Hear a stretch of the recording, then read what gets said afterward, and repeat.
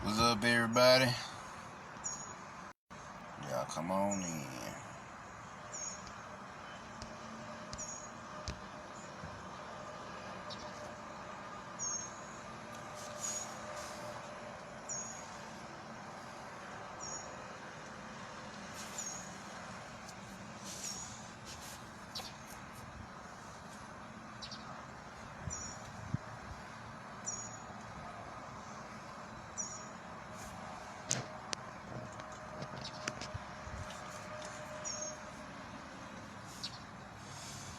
What's up, Annabelle?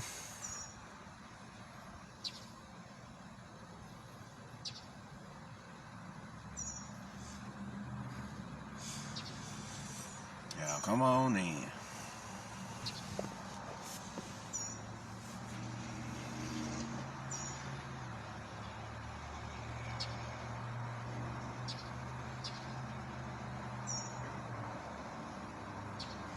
What's up, Crystal?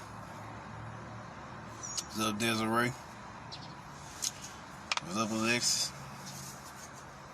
What's up, is this Sybil? I'm just gonna call you Sybil.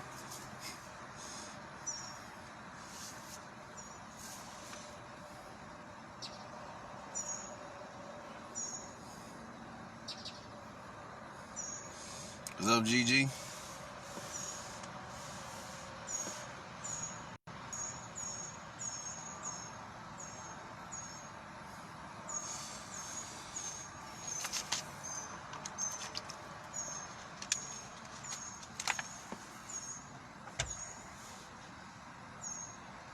What's up, Aura?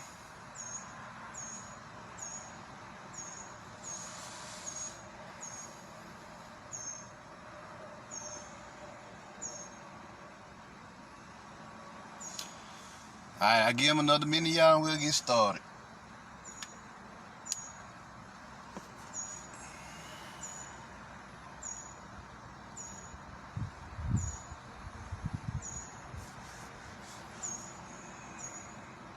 What's up, Marshall?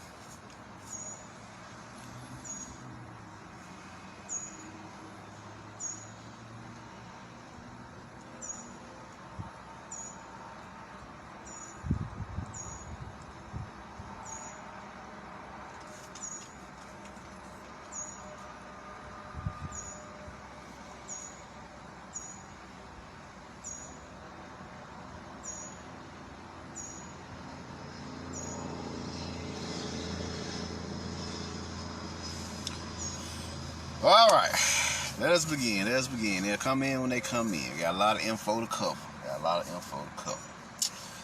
Now, as promised, I told y'all I was gonna do something for the ladies. I did something for the men yesterday. So we're gonna cater to the ladies today. What's up, Unique? And I titled this lecture Dark Phoenix Rise. And anytime you see the word dark or shadow or black, we talking about melanin automatically. So it's the melanated phoenix. You see what I'm saying? And what is a phoenix? What is a phoenix? It is a solar entity that dies, turns into ash, melanin, and resurrects from that triple ash, that soot. You see what I'm saying? It's an alchemical process. So that phoenix represents your light body, your solar body. You see what I'm saying? Your solar force. Now, you got the dark phoenix, which is your dark soul. You see what I'm saying? Your dark soul, your black light. See what I'm saying? That's the ultraviolet light inside of you. See what I'm saying? That's the ultraviolet light. See what I'm saying? You know, like we talked about yesterday, on the ultraviolet light spectrum, there are 3 degrees of black light. You got gamma, X-ray, and ultraviolet. Ultraviolet always, of course, is a purple color, which is why T'Challa wore his colors. So that's what the dark phoenix is. So you talking about an ultraviolet solar force. You see what I'm saying? Solar force. And what's up, Marquise? And a lot of ladies is tapping into this. You see what I'm saying? Now, what's going on in the world? As y'all probably feeling it, something is changing. You know, the old guard is falling. It's funny, just before this election, I was leaving the little Mexican restaurant, and a white lady gets out of the car. She wearing the color purple, right? Big white lady, big heavy-set white lady. And she walking. And she trips and fall. And you know, the white hair and the blonde, the purple shirt and the blonde hair has been mainly part of the realm of the old guard, the Piscean energy, right? So she trips and she begins to stumble, and I was like, okay, that means now the Piscean age is already over with. But what I seen there is the crumbling of the Piscean society with it. You see what I'm saying? The energies have fallen, but the society is still up and running right now.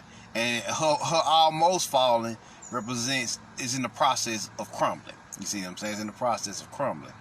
But she catches herself, which I'm so happy she did, because I was the only one out there, so I was going to have to kind of help her up. So I'm so happy she caught herself, because I literally was the only motherfucker outside, and I was literally the only one. She literally almost fell directly in front of me. So she caught herself. She goes into, I think it was a vision clinic. You know, I think it's for vision therapy. I was like, okay, yeah, she entering the third eye. Damn, I was like, damn, that's deep. Then she gets out of a black car, almost fall with a purple shirt on, and then she walks into the vision clinic, which represents sight, spiritual sight, right? For us who have the eyes to see. So that's what's going on here. Now, what are the colors of the dark phoenix? If y'all notice, it's not really purely gold. It's like an orange gold with a pinch of black in it, right? Orange gold with a pinch of black in it, right? And why is it orange gold though? Why is it not gold? Orange gold represents the color of the passionate soul. You see what I'm saying? The passionate soul, because that's the sacral chakra. You see what I'm saying? But gold, the color gold is soul, or the color of God. That's what God wears, gold, right? So gold is soul. So that's the color. That's why you always see like an orangish, goldish color, and that's the color of the phoenix. The phoenix is always like this orange, gold, yellowish color. You see what's in the orange, gold, reddish, blackish color a lot of time, right? So that's the color of the soul. The colors of the soul is orange, gold, sometimes a pinch of red, and black. You see what I'm saying? Because we're dealing with the dark phoenix, not just the regular phoenix. So yeah, and that's the melanin. So now, what's happening here in these last days? This is a message from Sophia. She says, in the last days, the goddess of wisdom, i.e. her Gnostic wisdom or esoteric wisdom, will become the goddess of death, or Sophia Hela. You see what I'm saying? Sophia Hela. So who is Hela? Hela is, in Norse mythology, what's up, Manifest Queen? What's up, Chantel? And Hela in Norse mythology is the goddess of death who presides over Helheim. Like I told y'all, what realm we in? We in Helheim. Actually, we in Tartarus, which is a spiritual prison within Helheim. Hades, which is the astral plane. You see what I'm saying? The fourth dimension. So we in a third dimensional spiritual prison within a third dimensional spiritual material prison within the astral plane, the fourth dimension, which is Helheim / Hades. So that makes sense. You would take on the energy of Hela or Hell. You see what I'm saying? Sophia Hela. So this is what you got going on here. With this particular energy. So now, what's happening is y'all got this solar force rising in y'all, right? This solar force rising in y'all. They've been telling y'all in the media, but this solar force that's rising in y'all, where is it coming from? It's happening. What's up, Callie? It's happening because Kali, Sophia, and Hecate have gotten together to spark this flame in y'all. That's where all the natural rays come from. That's where all our natural fire and will come from. You see what I'm saying? All this is lit up. You see what I'm saying? Due to their energies. It's up to you to raise those energies to their highest heights. You see what I'm saying? That's where it comes in, going into your meditations and learn how to control that solar force, that solar program that they installed inside of y'all. You see what I'm saying? So now, I'm going to start off with thunder.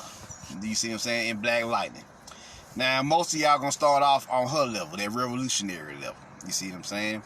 And but she begins to tap into power. So she becomes what?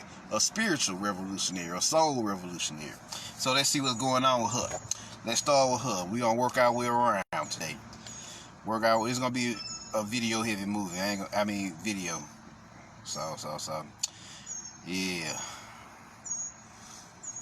I'm gonna pull up the videos and we're just gonna talk about what's going on mainly in the videos because they've already told us what it is in media. You see what I'm saying? We just gotta take the time out of our day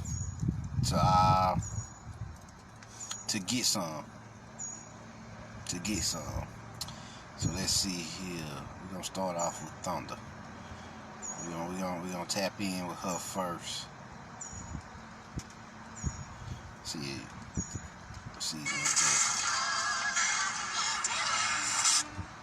So she was a revolutionary. They even called her Harriet Tubman. So all this. So they tell you in the media what they're gonna do before they do it, right? So they even call her Harriet Tubman in the movie, and in the TV show, Black Lightning TV show. And so she becomes a symbol of the people as both Thunder and Blackbird. Thunder represents the divine feminine. Blackbird represents the dark feminine. So let's see some of this. Let's see here. And she begins to awaken her power.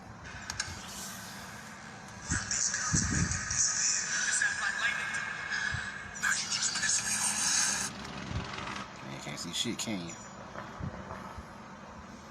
All of a sudden it just got bright outside. It's been dark all day.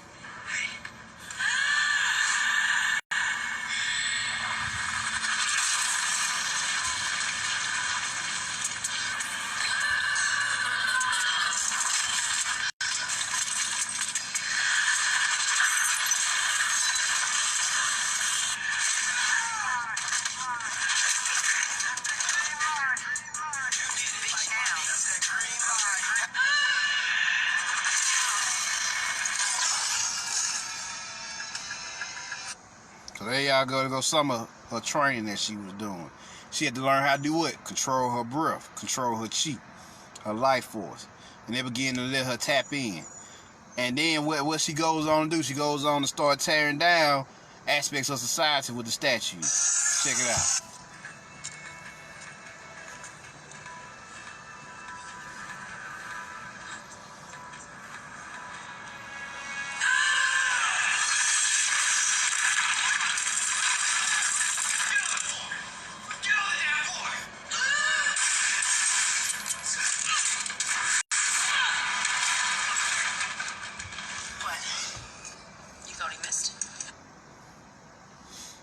So yeah, just to get you something to tap in with. Let's see here.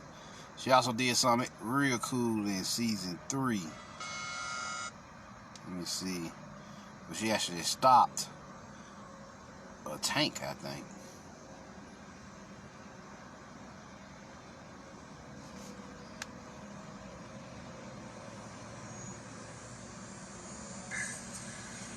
His ass. And his ass whooping that we brought is for your own good too.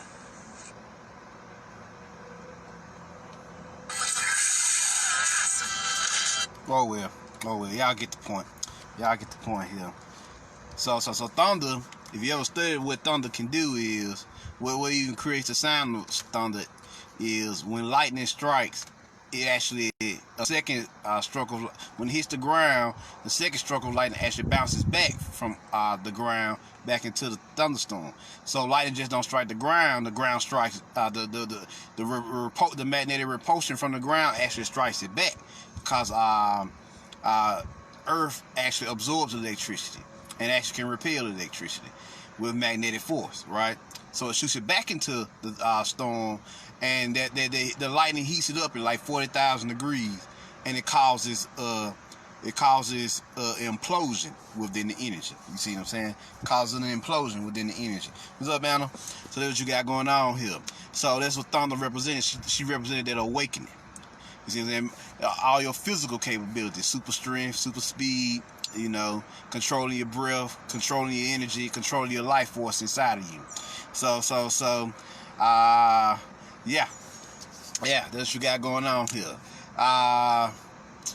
This is happening in this sense because when she gained her powers, she was like, damn, if I could just control my breath properly, I can goddamn stop bullets. And they showing you this a lot in the movie. You got her, she stopping bullets, Luke Cage stopping fucking bullets, goddamn Bushmaster stopping bullets, and everybody stopping bullets all of a sudden. You see what I'm saying? Luke Cage gets it through superpowers, fucking Bushmaster do it through magic, and Thunder do it through superpowers. You see what I'm saying? Everybody all of a sudden can stop bullets. What they're saying is, when your melanin is on point, when your force is right, you can actually stop bullets. That's basically what they're telling you. See what I'm saying? So that's basically what they're telling you right now. So yeah, you have to learn to control that solar force that's awakening in you. Ladies, that dark phoenix that's awakening in you. See what I'm saying? So this is what's happening here. So who's the best example of this awakening? None other than lightning. You see what I'm saying? When she begins to awaken, her powers, you know, we'll start with her. Lana, damn girl, you still mad I dusted you? On your track? Well, maybe instead of worrying about Khalil, you should be worried about putting some lotion on those dusty ass knees.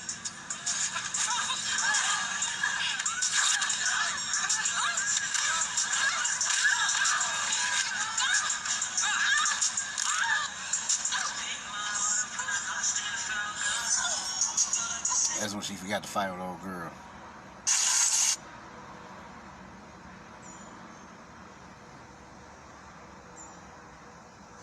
Nah, she's just worried I won't get into Harvard. If I'm sitting around texting you, that's cute. I like you.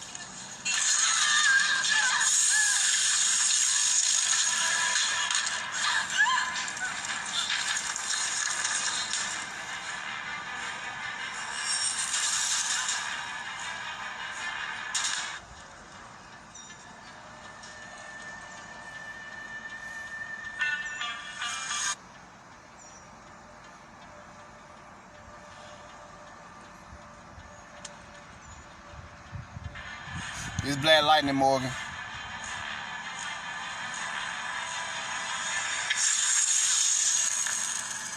Man, that shit's super bright, man.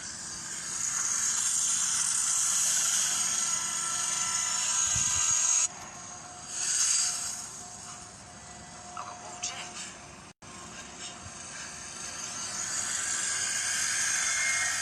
Jennifer. Oh my God, Jack.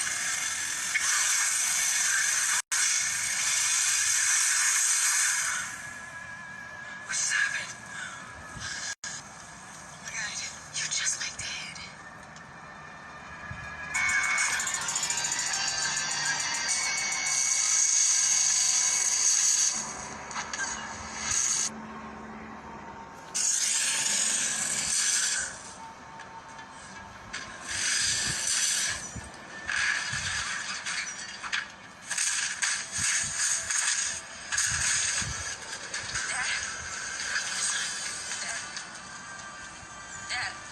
Dad, wake up.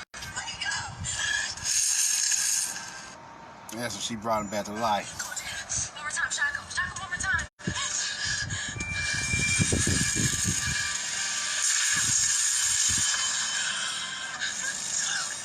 Jennifer?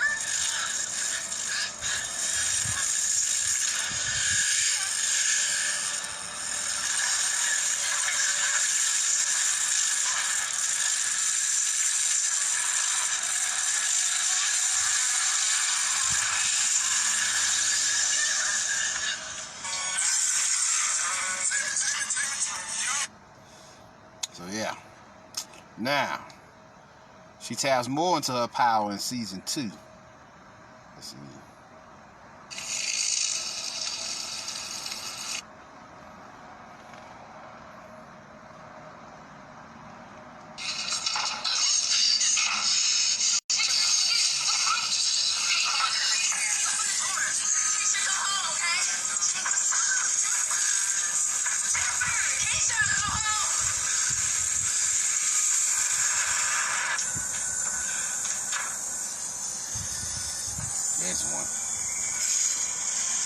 Look how she surrendered and sold.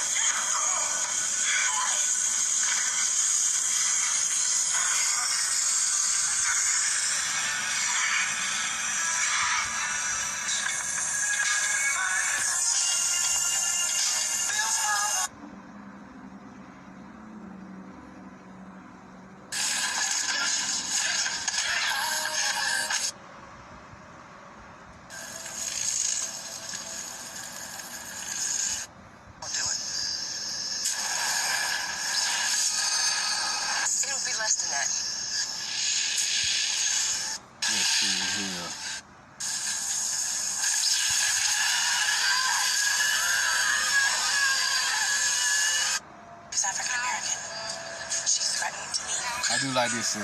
She's like 5'6".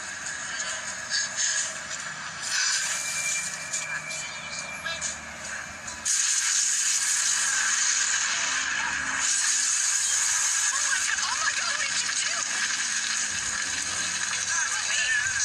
Your car got hit by lightning. You want to call the police on God? Teach our children to claim. Notice what she just said. She said, your car got hit by lightning. Do you want to blame?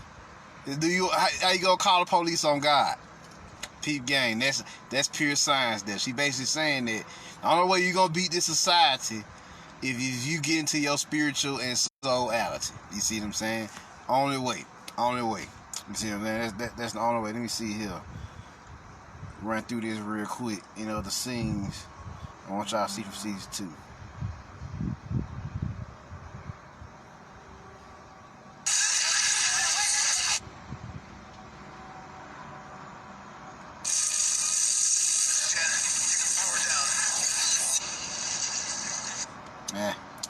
Let's go to season 3, where I want to see y'all, show y'all her ascending.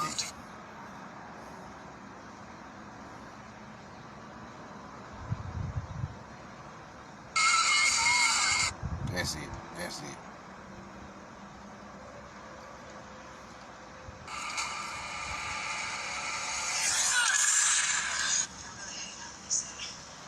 They want us to be better than them. Because in reality, they never do. If I couldn't light your ass up, this place might creep me out.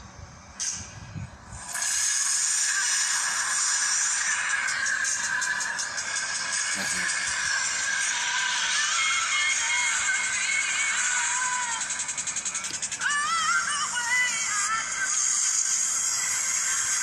This is when she fucking absorbs cosmic energy after ascending.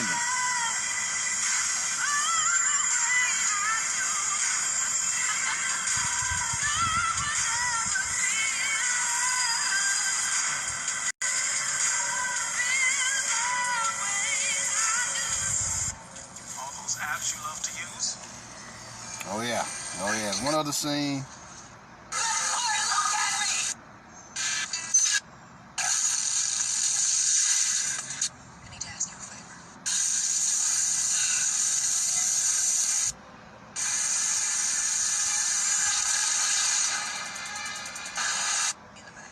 Check this out. Because she's mad aggressive. No, I'm not. You kinda are. Whatever. How she goes up into the space, absorb the cosmic energy, and uses it as like a bullet. Hey, if things don't work out, just tell my family I love them.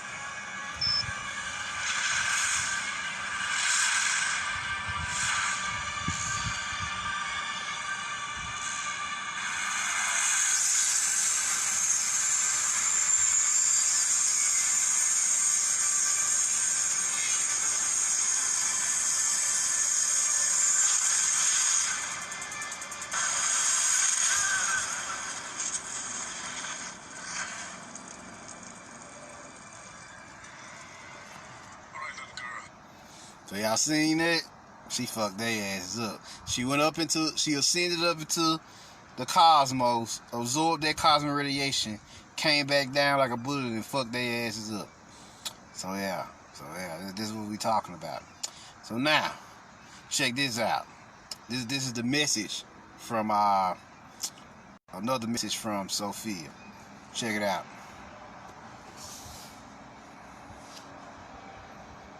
Greetings.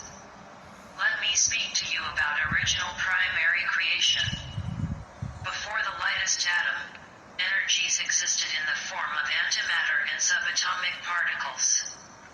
Before there was light, or something, or the sum of things, there was darkness, blackness, nothing, yet existing, being lighter than the first atomic form in existence. Original primary creation was performed by beings of pure ether energy called etherians. We are the mental power and chemical forces that grew the universes into existence. We are the combination of all existing gases and chemicals, the original forces of order. We initiated the spontaneous combustion in the primordial chaos to cause the Big Bang, creating suns and stars. We are cosmic entities that live throughout the universe. We live on various planets, although we do not require a physical planet to live on. We live in, and on, the suns and stars throughout the universe. We do not have names like human beings. We identify each other through frequencies of tones, and vibrations of light intensities. We are beings of pure energy, light, fire, electricity, and magnetism, the mind, spirit, and soul of the universe. We are the conscious and conscience gases who have given rise to the folklore on Earth about jinn, or genies in a bottle, who grant wishes. We have been known to some Earth cultures as the Watchers, or angelic beings of pure energy. We are bioluminescent, capable of emitting powerful light of every hue from our black body radiation. We are the illuminated ones, the true Illuminati. We exist before the light. We are the origin of light, the true light bearers and light bringers. We are neither evil nor good. We do what must be done. We are the causers of effects. We are infinite and eternal. We do not die, and we were not born. We are beings of pure energy, and energy is neither created nor destroyed. It just merely transforms. We are neither male nor female in the same sense as you physical beings. However, since we create, grow, and give birth to universes from our womb, we can be likened to your cosmic mother. We are the mothers of the matrix. We are the mothers of matter. We created physicality. We are Mother Nature.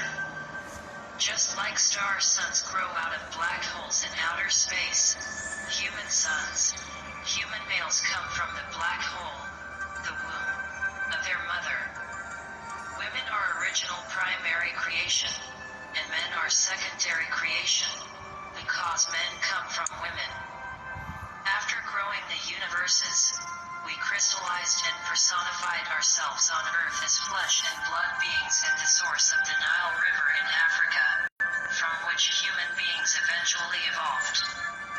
Over time, through poor diet, sedentary lifestyle, and improper breathing techniques, humans have lost your bioluminescent capabilities.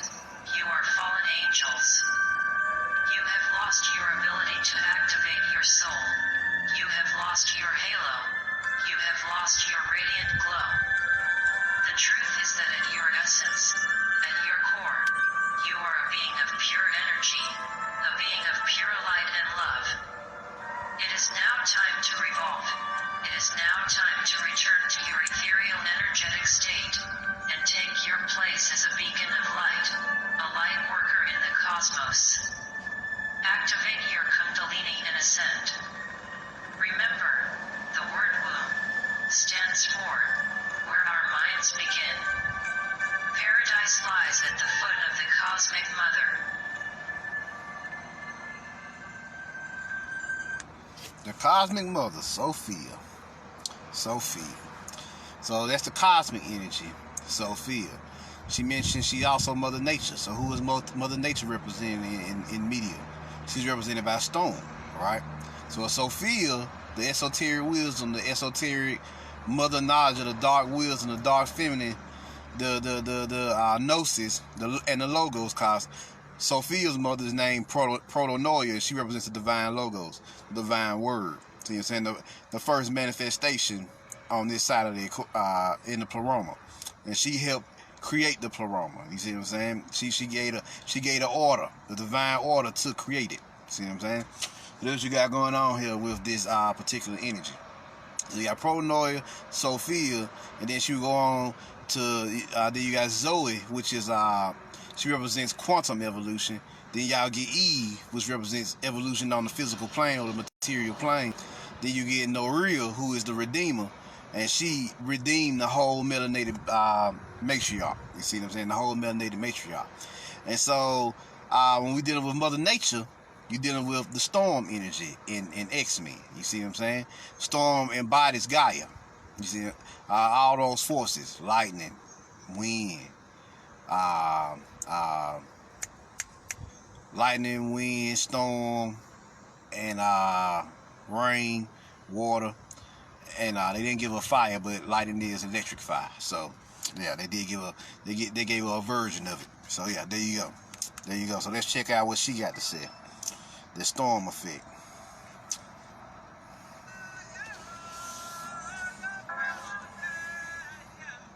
You ask who I am? I am a queen.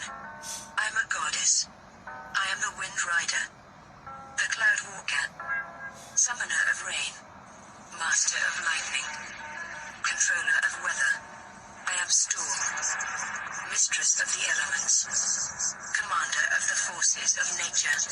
I have the ability to control the weather with my mind. I can create and control all meteorological events on the planet, including lightning, thunderstorms, wind, whirlwinds, tornadoes, cyclones, hurricanes, blizzards, and all precipitation, including rain, sleet, hail, and snow. I can perceive all the forces at work in all the layers of the atmosphere. My ability to manipulate the wind is how I am able to fly. I can manipulate temperature and control atmospheric pressure. I have all the abilities that people attribute to HARP, the High Frequency Active Auroral Research Program. I can cause droughts and create deserts, or I can cause floods and create oases. I can control solar winds and cosmic storms, and also control the weather on other planets. Since I am able to control the weather, I have the ability to sculpt and terraform the surface of the planet. I am an Omega-level mutant, a personification of the forces of Mother Nature, Mother Lindy, Meadow Nectar. When I use my powers, my blue eyes turn white. It is a natural phenomenon for black people to have blue eyes. As a sky goddess, my blue eyes represent the sky, and when my eyes turn white, it represents the color of the clouds in the sky. Due to my ability to control the weather and bring the rain, I was worshipped as a goddess in my ancestral homeland of the Kilimanjaro Valley, at the foothills of the mountains of the moon, on the Serengeti Plain in Kenya. I am a descendant of royalty. My mother was a Kenyan princess and sorceress, who came from a long line of African women with white hair, who were considered magical African witches, who descended from a past sorceress supreme. My one weakness is claustrophobia, which was brought on when my parents died. This claustrophobia simply symbolizes that the forces of Mother Nature cannot be contained. I grew up in Egypt, and later I became the first black female superhero and leader of the X-Men. I became Queen of Wakanda after I married the Black Panther. Much of my iconography is related to the ancient Egyptian goddess Isis. The shape of my cape resembles the wings of Isis. My headdress, a disc between two horns, resembles the headdress of Isis. In ancient Egyptian mythology, Isis is a sky goddess also, and is linked with the ability to control the flooding of the Nile River. By Ptolemaic times, Isis was connected with rain, which Egyptian texts call the Nile in the sky. In ancient Egyptian hymns, Isis is called the Lady of Heaven, who has dominion over the sky. My birth name is Aurora Monroe. My initials, O-M-O-N, coincide with Oya, mother of nine, who is the Orisha of winds, lightning, violent storms, thunder, and change. In some ways, Oya is very similar to the Hindu deity Kali. My initials, O.M, coincide with which is a sacred sound and spiritual symbol in Hinduism. Both Oya and I share similar powers. I am always dressed in two of Oya's secret colors, black or white.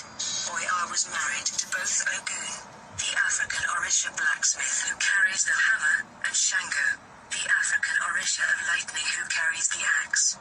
In Marvel Comics, since Thor is an amalgamation of both Shango and Ogun, my story paralleled Oya's, and I claimed the power of Thor, goddess of thunder and lightning, and I wielded a hammer called Stormcaster. With wind in my hair, lightning in my eyes, and thunder in my thighs, still, I rise.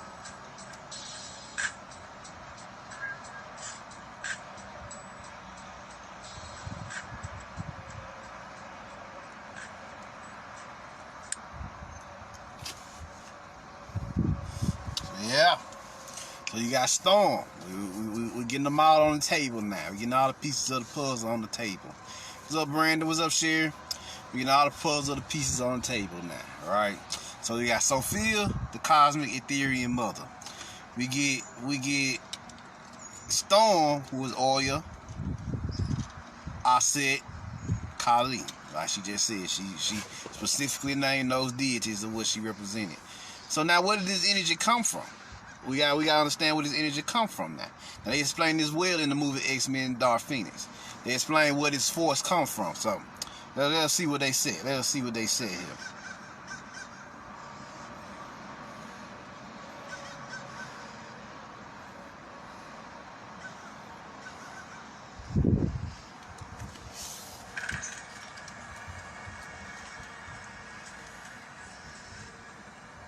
This is what you wanted to show me? No. This is what I want to show you.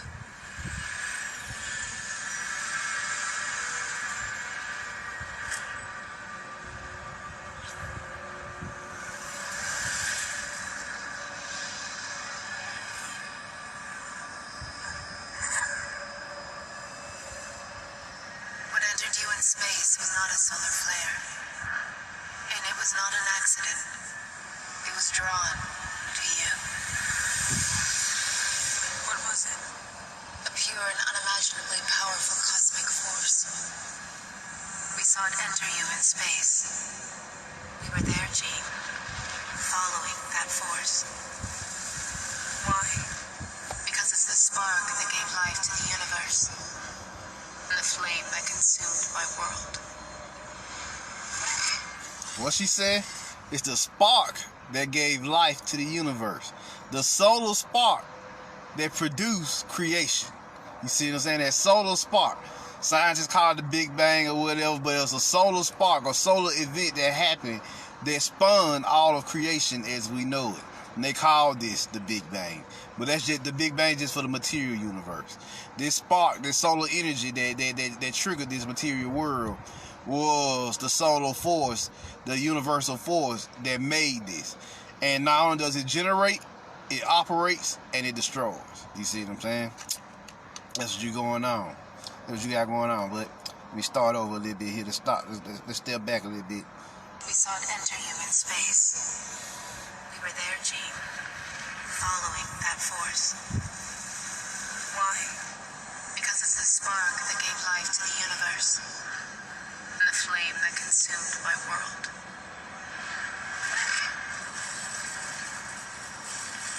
What remains of my people searched the stars for that power to control it, but it destroyed everything it ever came into contact with.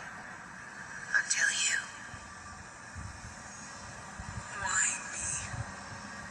Because you're stronger than you know. Because you're special, Jean.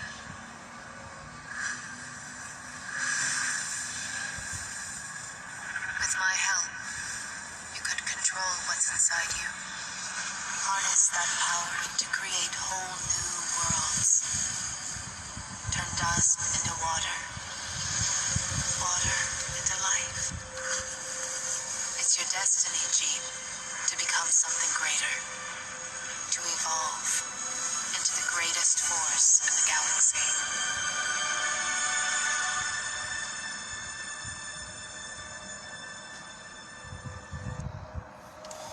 So they told her what her destiny was. Her destiny was to become a creator deity. Am I right? But why was she stronger than most? What made her so special? Well, in X-Men Apocalypse, she awakens her inner dormant Phoenix abilities. So we gotta go there to show you the awakening. See what I'm saying?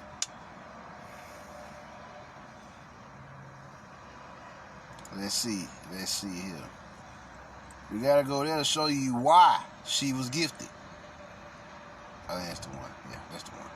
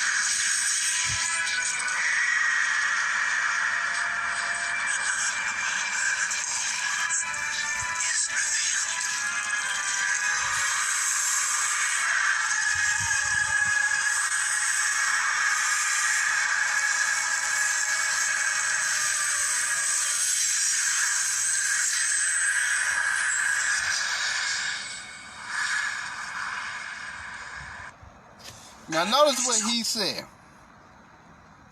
Notice what he said. He said, all is revealed. I find it interesting that Apocalypse says that for his dying words. See, I don't understand that scene. There were 5 characters in this scene. You had Beast, who is the lower self.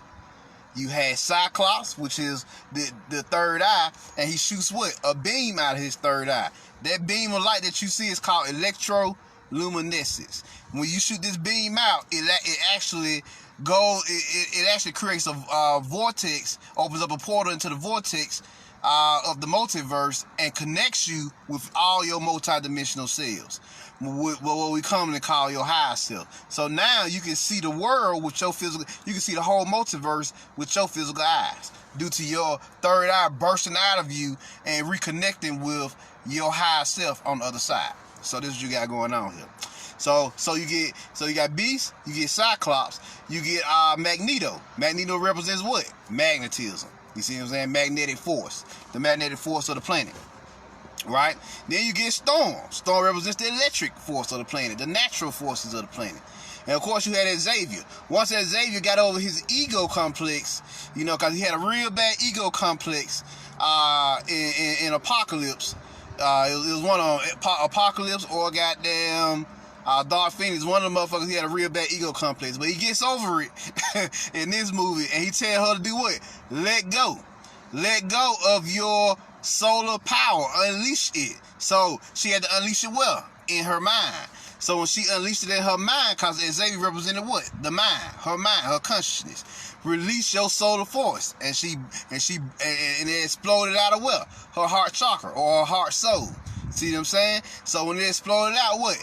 That orange solar phoenix force burst out of her, and she blew away the apocalypse. Who is apocalypse? Apocalypse represents this time we're living in, the time of the great unveiling. And they telling you that the only way to survive the apocalypse is by awakening this phoenix solar force inside you. So that's what you seen in that. That's what you seen in that particular movie, Apocalypse. That was the awakening. He was just the catalyst, because the apocalypse is the event we in now. The great unveiling. That's what apocalypse actually means. Revelations means the great unveiling. The great truth. The great unveiling of esoteric truth. You see what I'm saying? And esoteric wisdom. Sophia. Waking us up now. You see what I'm saying? Because it's our time. And we got to go to war with these archonic motherfuckers to take our planet back and transmute it into something new. You see what I'm saying? So that was his specific quote. All is revealed. That's what all is revealed basically means, that when she awoke in that Phoenix force, that's the objective. When she ascended into her solar self, that's the objective. So now all is revealed. So now that all is revealed in this time and you've awakened your solar force, mission complete. But now that tells you how she became God. Because Jean Grey, her last name is Grey. Grey and color match represents what? Neutrality, androgyny, balance. You see what I'm saying? So she had to be balanced to awaken this force. So that's how to become God. They taught her how to become God in Apocalypse. Dark Phoenix tells you what happens after you become God, after you ascend into your solar self. What's next? You see what I'm saying? What's next? So what happens next to her? What happens next to her? She gets her next upgrade when she comes in contact with this solar radiation, this eternal melanin this eternal black light, this eternal dark light energy in the universe that hits her. These ultraviolet rays that hits her, and she begins to awaken into what? This dark phoenix energy. It fuses with her dark phoenix energy. That's what you're seeing here. It fused with her dark phoenix. When it fused with her inner dark phoenix, she began to awaken her full power. You see what I'm saying? Her full celestial powers on the physical plane. So let's see what's going on here. Where is she? Where is she? Sorry. Brace for impact.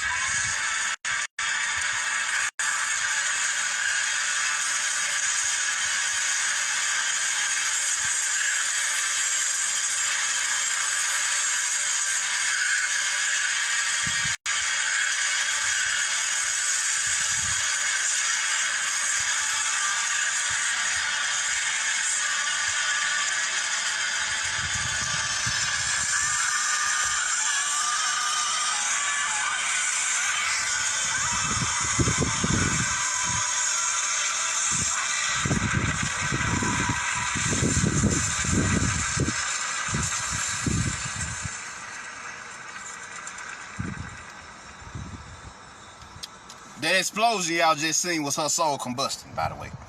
Yeah, by the way. Her soul combusting. You see what I'm saying? That explosion. This here, when she absorbed all that radiation, that Kundalini force, this here, that's her soul combusting. Because she didn't die from it, so yeah.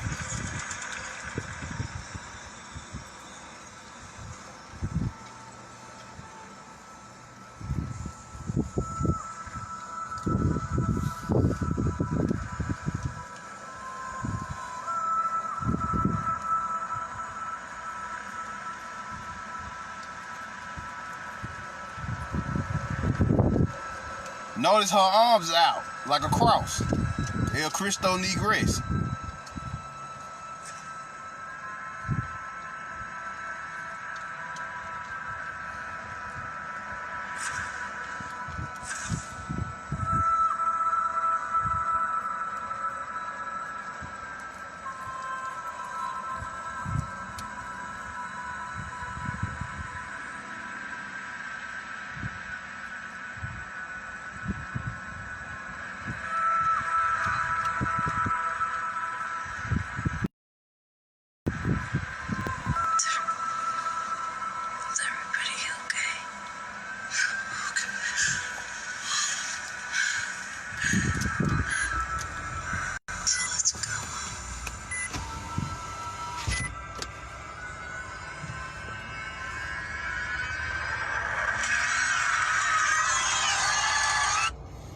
So she absorbs the energy. She absorbs the so-called solar flare, which is nothing but cosmic force, cosmic melanin force that belonged to her anyway. Because she only awoken the solar energy inside of her, but her melanin wasn't fully activated. Now her melanin fully activated, she fully tapped into her dark phoenix powers. So what happens?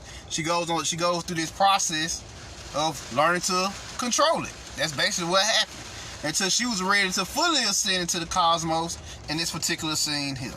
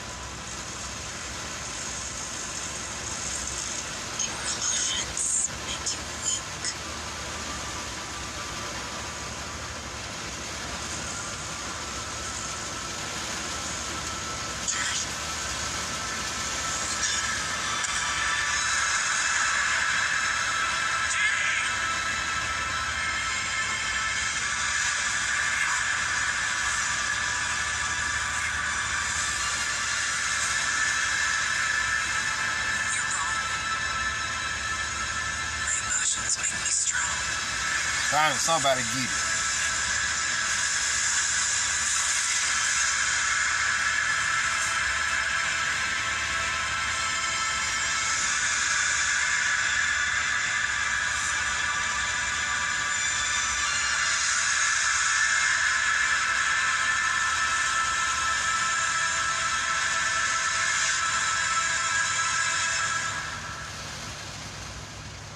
She just went supernova.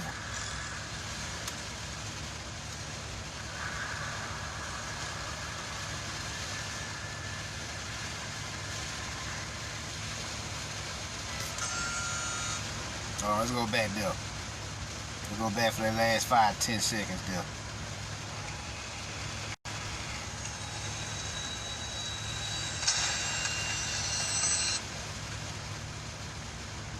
Come on now.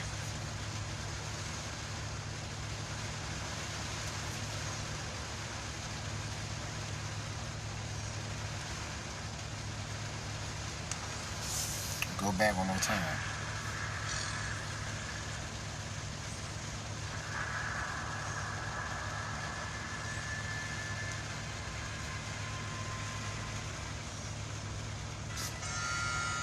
So that's what you really are.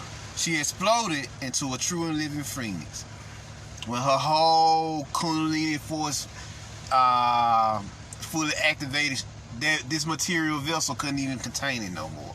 So it erupted and she went supernova and she became the new Phoenix Force on the block. You see what I'm saying? So this is what you got going on here. This is what you got going on. Who was the being who was trying to take her power? Archon. That was an archonic self. Remember, you got 3 parts inside of you in this vessel. You got that archonic energy, which is narcissism. You got your empathic energy, which is your demigod energies.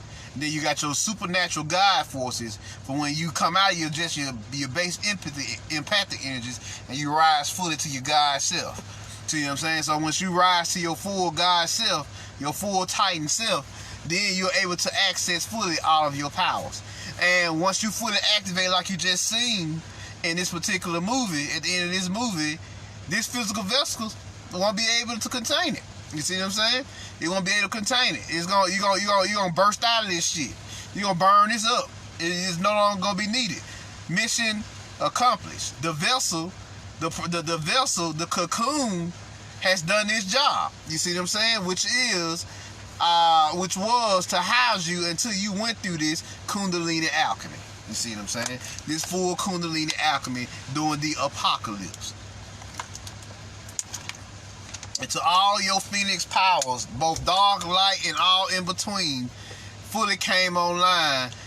Once it's ready to that soul, that dark Phoenix soul force ready to burst out of you, you gonna burn this shit up. You don't need it no more. You no longer need a caterpillar. No longer needs its cocoon once it becomes the butterfly. It bursts out of it and it flies away. Am I right? This is the same process. You in your cocoon phase. That's what the apocalypse was about. You see what I'm saying? That's why he said all has been revealed. See what I'm saying? So those were direct sequels of each other. All has been revealed. And I'm shocked they actually let her scene in this movie. So they let you know they don't give a fuck no more. Shit. And there's a lot of them up there who dealing with this bullshit. They sick of the fuckery that the cabal is doing. The cabal at least is doing. So they saying fuck it. They taking their chances. Whether they get assassinated for it or not. Fuck it. See what I'm saying? Fuck it. They gotta tell you the truth anyway. So they're just using the movies to do it. They're just using the movies to do it. So now that we got that out the way, so y'all understand that Phoenix Force. Here go the last 40 seconds here. So y'all can see it a bit clearer.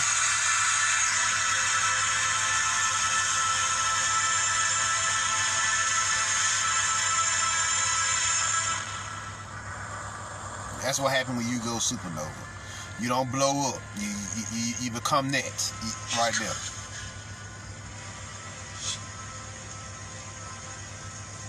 I don't know what the fuck they sad for. This should be the greatest moment in history.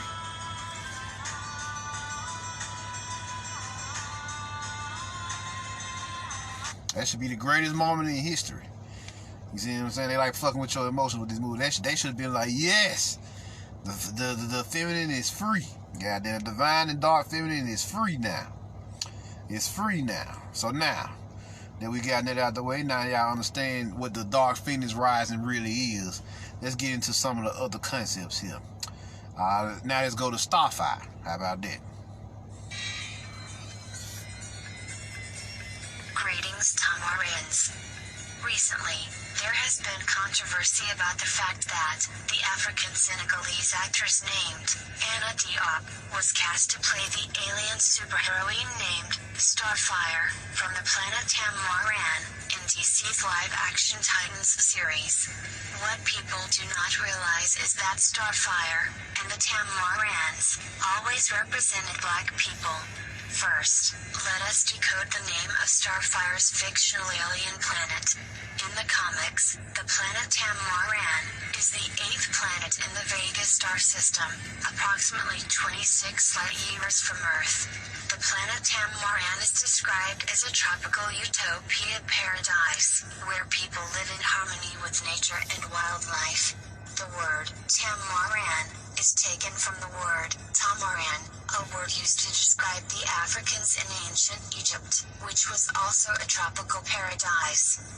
The name of the Senegalese actress cast to play Starfire in DC's live-action Titans series is Anna Diop, which sounds very similar to Cheikh Anta Diop, the Senegalese historian, anthropologist, and physicist, who proved in his 1954 thesis that ancient Egypt was populated by black people, and that the Egyptian language and culture had later spread to West Africa.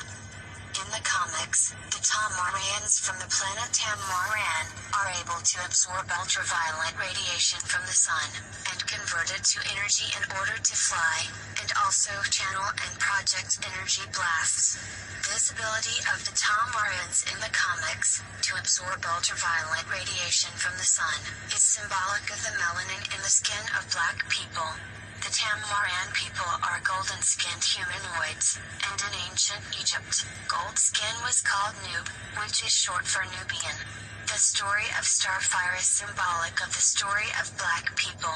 The story of Starfire is a story of a princess who became a slave who became a warrior, and a warrior who became one of the world's greatest superheroes.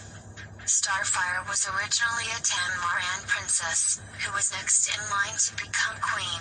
Starfire's sister was born with a birth defect, which did not allow her to absorb ultraviolet radiation from the sun, and so, Starfire's sister was always jealous of Starfire. One day, Starfire's sister betrayed Starfire, and forced Starfire into slavery.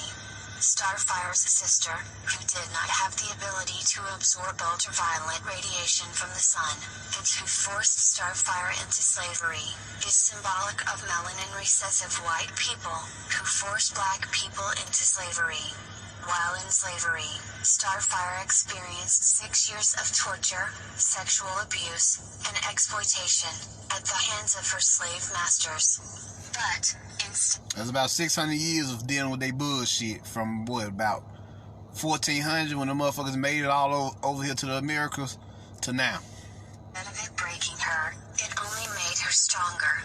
Eventually, Starfire escaped to the planet Earth, where she teamed up with other superheroes to form the Teen Titans, who vowed to fight to help the oppressed, and use her powers and abilities to save those in need.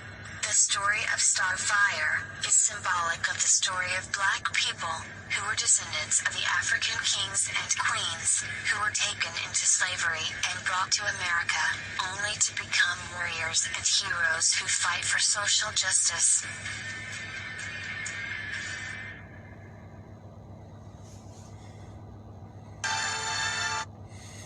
So, what they said, Starfire was they were a golden race of beings who could channel ultraviolet energy, ultraviolet radiation from the sun, who lived in a place called Tamaria, which is ancient Earth and soon to be future Earth. And she was, but her sister Blackfire, the motherfucking Archons, threw her into slavery, this third dimensional Tartarus. Well, she had to do 6 years hard time, which is about 600 years.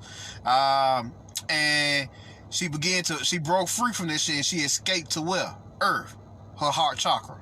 See what I'm saying? In her heart chakra, she would meet the Teen Titans, try the other aspects of herself, where she became whole again. Cyborg, who represented her technological prowess, her scientific prowess. Raven, who represents her melanin, because she was a master of black magic. Robin, who was the martial artist in the group, so that's her martial skill. That's what he represented. And Beast Boy, who is her ability to shapeshift into different animals. Her spirit animal, her soul animal. You see what I'm saying? So they lived in the tower, which was the letter T. Which is, once again, you see them, this cross. Just the cross once more. The Ankh/cross. You see what I'm saying? So they showing you that your soul is being crucified in this physical body, this cocoon, until it's time for it to burst forth while it's dealing with this Kundalini alchemy. You see what I'm saying? Once again. So that's what she represented. That's what she represented here. So yeah. So now, let's continue on. Here. This is going to be a long one. So let's see here. Next, we got a little bit more star teachings, and we'll get into the warrior aspect a little bit. Then we can wrap it up. Yeah. Oh. They talking about the golden. They talk about the golden blood. Check this out. The golden blood. They call it RH node. The rarest blood type on Earth, aka the golden blood. Check out what the scientists said here. Most of us already know our blood type, whether it's A, B, AB, or O, and whether it's positive or negative. But did you know that there is a blood type so rare that only 43 people on Earth have ever been reported to have it? Umbrella Academy. This blood group is known as RH null, and scientists are calling it the golden blood type. Things would be straightforward if we all had the same blood type, but we don't. On the surface of every one of our blood cells, we have hundreds of antigens, which are the molecules that are capable of triggering the production of specialized proteins called antibodies. It is the presence or absence of particular antigens that determines someone's blood type. For example, you may have AB blood in the ABO blood group system, be Rh positive in the Rh system, as well as being K positive in the Kel system, and so on. Of the 32 blood group systems, the Rh system is the largest, containing 61 antigens. Interestingly, 99.9999994% of people in the world have blood with Rh antigens on their red blood cells. But, as the name implies, the Rh null blood type is completely missing these Rh blood group antigens, which makes it the rarest blood type in the world. Rh null blood was first found in 1961 in an Australian woman. Until then, doctors had assumed that an embryo missing all Rh blood cell antigens would not survive, let alone grow into a normal, thriving adult. But by 2010, nearly 5 decades later, some 43 people with Rh null blood had been reported worldwide. That's the Umbrella Academy. You might think these 43 people are very lucky, but that couldn't be further from the truth. In reality, because Rh null blood is so rare, it is also extremely dangerous to live with. Blood groups are inherited, and Rh null is known to run in families. But when researchers tried to find the genetic basis of this golden blood type in one of the subjects, they found that Rh null blood was due to 2 completely different random mutations on pure chance, which is one reason why this blood type is so rare. Your immune system naturally contains antibodies, which help to fight off any foreign material that your immune system doesn't recognize, such as viruses and bacteria. These antibodies can also attack antigens that aren't present in your natural blood type. For example, if you have type B blood and you receive a blood transfusion of type A blood, your antibodies will work to destroy the A antigens. This can have life-threatening results. This means if you have the Rh null blood type, receiving a transfusion of a blood type with any Rh antigens will cause your body to reject the blood. Because fewer than 50 individuals in the entire world have the Rh null blood type, finding a blood donor for Rh null individuals can be nearly impossible. This is why people who have the golden blood type are encouraged to donate blood in case they ever need blood. As Rh null blood contains no Rh antigens to be rejected, it can be a universal donor for those with generally rare blood types. Golden blood, therefore, can be both life-threatening and life-saving. And while your chances of having the rarest blood type are incredibly low, it's important that you know what your blood type is. You never know when your life will need to be saved, or when you could save someone else's.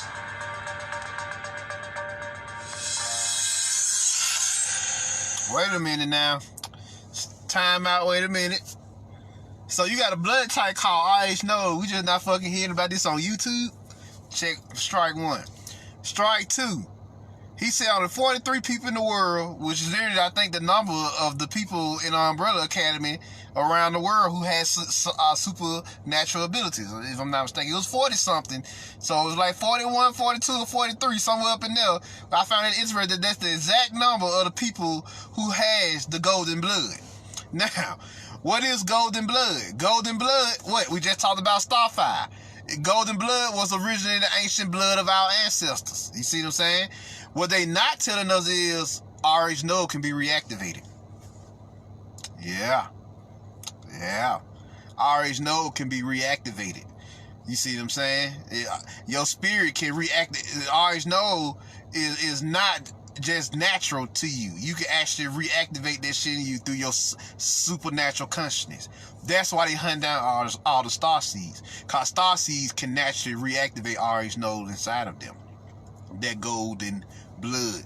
Also known in the Mopai teaches the golden heat, the celestial chi, or the golden life force. You see what I'm saying? Source energy. You can reactivate that inside of you.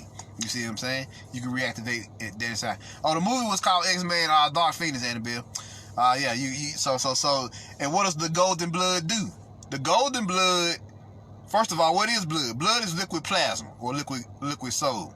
So golden blood is God's blood or God's soul or Titan soul. See what I'm saying? Liquid Titan soul inside of you. Liquid soul, you already got liquid soul with the red blood, but golden blood is liquid Titan soul. You see what I'm saying? And I watched the guys of Egypt movie, and they said the motherfuckers blood was so powerful that goddamn when they walk, just just sparks of gold energy would just emanate out of them like glitter. It was like glitter, like gold energy just would emanate out of their bodies due to the gold force. You see what I'm saying? And it was beautiful because the skin was black, but it was just gold light coming out of them because of the golden blood. I already know. You see what I'm saying? I already know. I'm gonna come back later, go hard on this blood thing later on down the timeline. You see what I'm saying? So we looking out for that. But anyway, what was I? Yeah.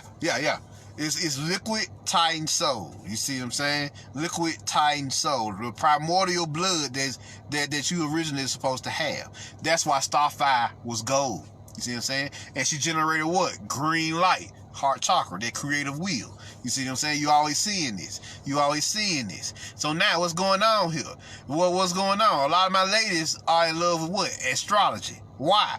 Astrology was originally star teachings. You see what I'm saying? The star knowledge.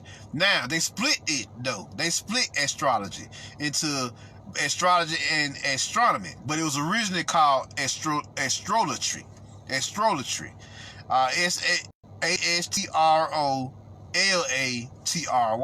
Astrolatry. And they split that shit into, they split the signs, the star signs, into the spiritual side, which is astrology, and the mathematical scientific side, which is astronomy. But we who got common enough fucking sense know that you need both astrology and astronomy as operating as one unified single entity to get the information. Too much spirit, you get lost in this shit. Too fucking mathematical, you become too rigid and dogmatic. See what I'm saying? So, but if you got a balance of both the sciences, astrology, then you could get somewhere. You see what I'm saying? So let's get into that. Let's get into Sabiism. You see what I'm saying? Probably never even heard of it, but we're gonna get into it. Sabiism. This is a message from Queen Makeda, or as y'all know, commonly known as the Queen of Sheba. So let's get it. Shining stars. I am Makeda, the Queen of Sheba. Allow me to speak to you this evening about Starfireism, astrolatry, or star worship. We all hear very little, if anything, about what the spiritual science of the ancients and sages of antiquity was before and prior to the advent of the history of Adam and Eve 6,000 years ago. Their spiritual science was Starfireism, down through evolution. Starfireism means star worshipper, or admiration of the true stars for being the visible creators of the universe, and of course, the stars of the cosmos are the sons of the universes of nature. Starfireism was practiced by the Sabians, or Sabians, who were an ancient people who lived in the southern Arabian Peninsula and the Horn of Africa, near present-day Sudan, Ethiopia, Eritrea, and Somalia. Because of our star worship, the Sabians were known. Damn it. The Sabians maintained that the true stars of the universe. Let me step back there. Ethiopia, Eritrea, and Somalia. Because of our star worship, the Sabians were known as the Star People. The Sabians maintained that the true stars of the universes of eternal nature are the growers, controlling gods of the cosmos, the universes of absolute nature. Starfireism is the worship of stars and the spirits in stars. The Sabians wrote and left behind many inscriptions documenting their star worship in two scripts, called the Musnad and Zabur. The root word Saba of Starfireism was passed down into the Hebrew language as the word Saba or Saba, which appears in the Judeo-Christian Bible in the book of Joshua, chapter 5, verse 14, where it means means hosts of heaven or heavenly host, referring to the army of angels. Simply put, the angels are the stars are the heavenly host, the mansions of the moon, the decans spoken of by the ancient Egyptians. Another word for Starfarism is astrolatry. Astrolatry is the worship of stars and other heavenly bodies as deities, or the association of deities with heavenly bodies. The most common instances of astrolatry are sun gods and moon gods in polytheistic systems worldwide. In Zoroastrianism, they worship the Zoroaster, the zero star, which is the sun, because all stars are suns. In Babylonian and Greco-Roman religion, heavenly bodies are associated with the gods. The 5 visible planets, plus the sun and the moon, which gives the number 7, are Mercury, Venus, Mars, Jupiter, Saturn, the sun, and the moon. These are the 7 heavens, the 7 objects in the heavens, and why you have 7 archangels and 7 days of the week. This is why the number 7 in Arabic and Swahili is pronounced Saba, and why the number 7 in Hebrew is pronounced Sheba. The sacredness of the number 7 in relationship to the development of modern religion comes from the Starfarism of the Sabines. All modern religions are founded upon astrotheology, the observation of the stars.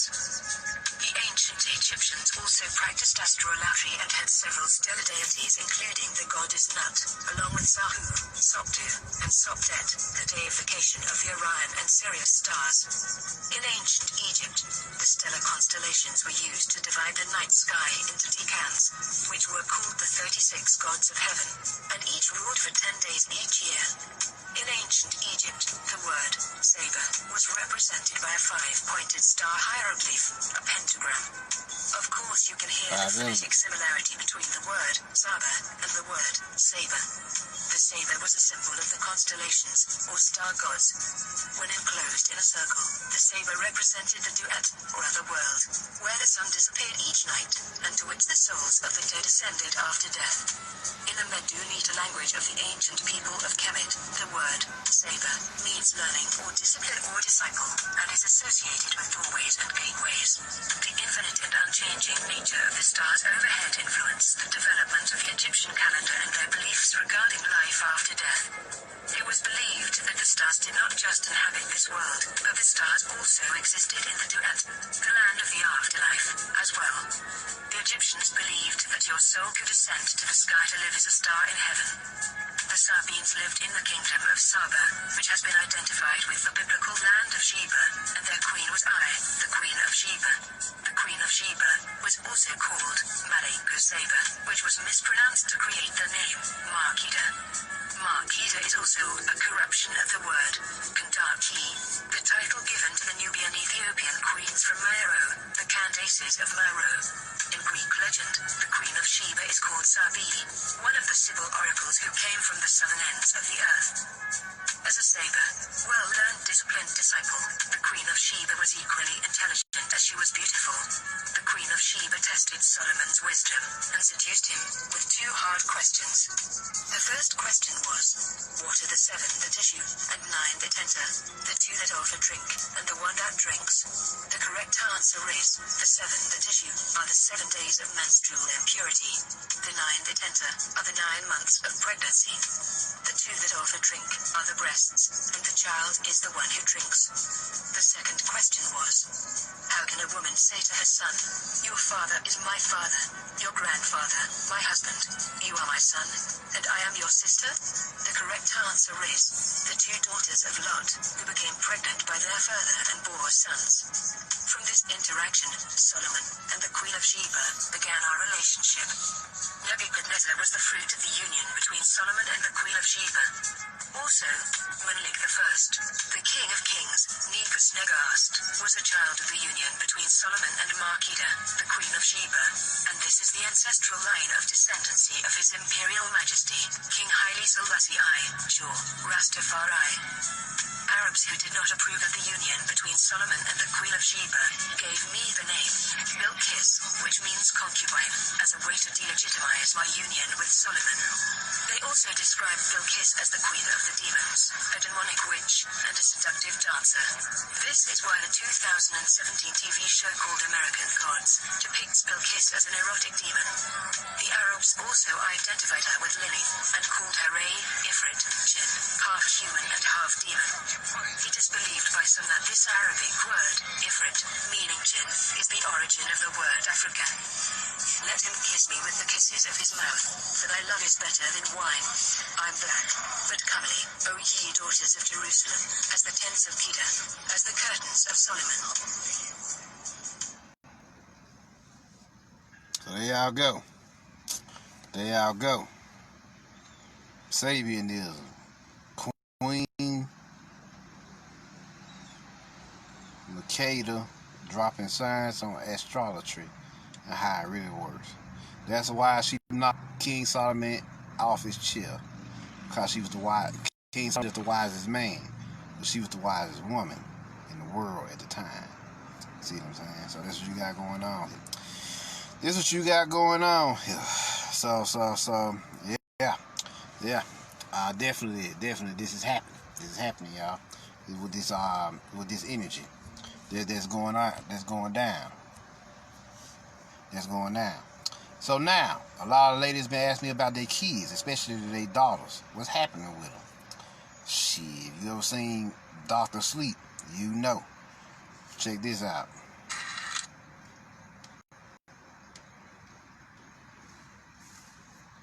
Sister, the girl Abra Stone in this movie, little black girl.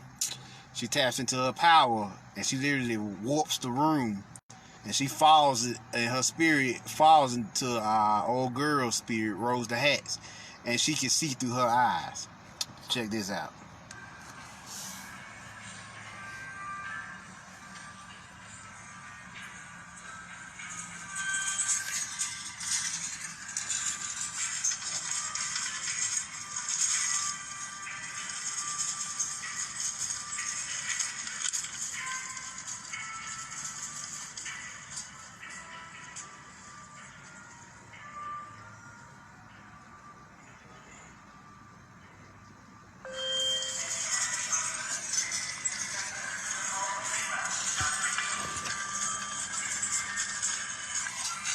Can y'all see this? It's up as high as it's gonna go.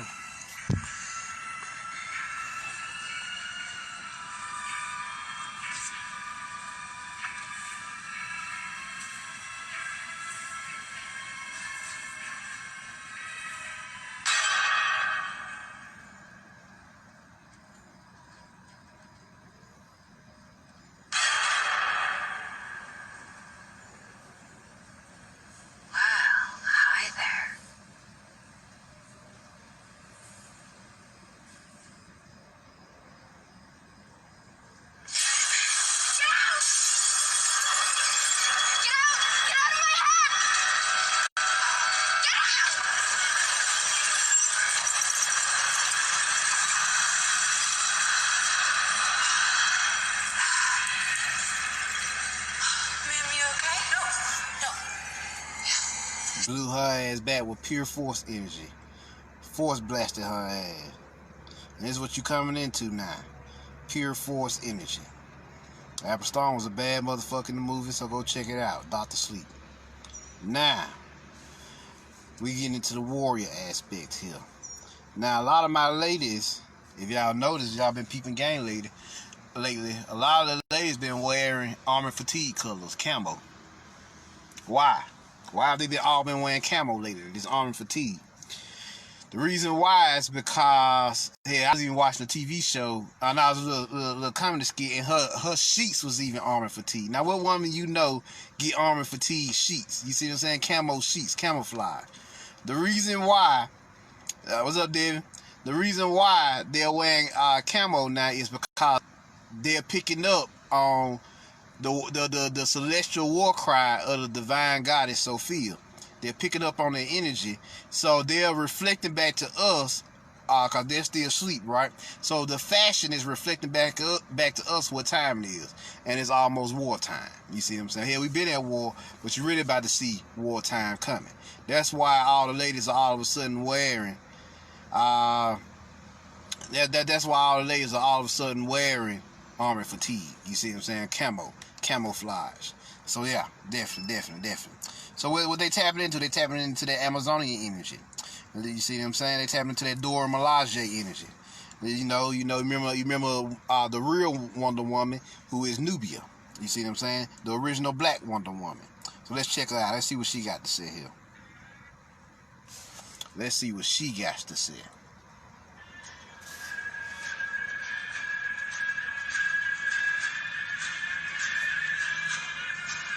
The black woman is God. Many people do not know it, but Wonder Woman actually has a twin sister who is black, named Nubia. The origin of Wonder Woman in DC Comics states that on the hidden, all-female dominated island of Themyscira, or Paradise Island, there is a race of Amazon warrior women. It is said that, under penalty of death, no man may set foot on the island. The queen of the Amazon warrior women is named Hippolyta. When Queen Hippolyta wanted children, she created Diana out of white clay, and she also created Nubia out of dark clay. However, Nubia was stolen at birth by the god of war, who knew that Nubia was a greater warrior.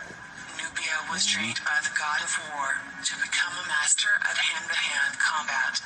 When Nubia first reunites with Diana, they fight, and Nubia wins, and announces that she is the one true Wonder Woman. The Amazon warrior women in DC Comics are based on the Amazon warrior women from Greek mythology, who were brutal and aggressive, and their main concern in life was war. However, the mythological Greek warrior women were based on the real historical warrior women of Libya in northern Africa. The warrior women of Africa can be found in various locations throughout the continent, across time. The queens of Nubia were women warriors, known as Kandakis, or Candace, who are documented as leading the charge into war. This is where the Nubia Wonder Woman character gets her name. The Nubian queen Candaces would dominate men, castrate them, and make them eunuchs and servants. There is also a story of Queen Khalifa, a warrior queen, who ruled over a kingdom of black women living on the mythical island of California. In the 19th century African kingdom of Dahomey, in present-day Benin, the king... The mythical island of California is actually just regular California. They mytholizing our shit for some reason. It's just California. I don't know why they had to say the island of California. It's just California, motherfuckers. Damn. An all-female military group of over 3,000 women warriors. The king was said to be married to each of these women, and the women warriors would capture and sell all the men into slavery. European narratives referred to these women soldiers as the Dahomey Amazons, and they were the inspiration for Marvel Comics' creation of the Dora Milaje, the all-female warrior group of the Black Panther, in the hidden African nation of Wakanda. Both Wakanda in Marvel Comics and the island of Themyscira in DC Comics